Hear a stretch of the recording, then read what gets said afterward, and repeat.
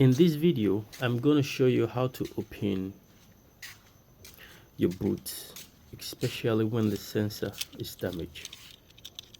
This is a Kia Picanto 2019 Wave.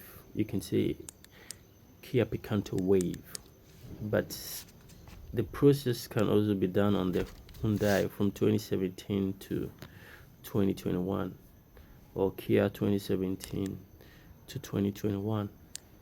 In this case, the boots can't open. So anytime that we need to put some goods in the boot, we have to go through the inside, which is not convenience at all. It's very difficult to open this boot. Sometimes it does open one when you stay there for like 10 minutes, and then it will open, and now it stopped for like 3 months. It stopped.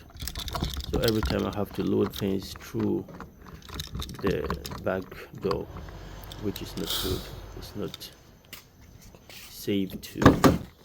So I actually ordered the sensor and I need to replace it, but in this video I'm going to show you how you can open it easily. I was a bit confused, but doing a little research I was able to do it. So when you go inside the boot through the back door, don't do this, because when you do this you try to damage the sensors and all the other plastic things in there. It will never open when you do this. It won't. It will never open.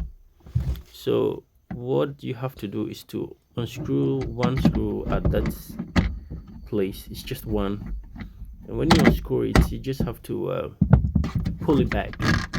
Just pull it. You can easily do it with I was doing it with one hand because I was taking a video with the other hand. So you can pull it like that, it will come off. And then the releaser is the yellow one, the plastic one. Yes, even though you've opened it like this, you still don't have to use a screwdriver to try to push it, or it's never gonna open.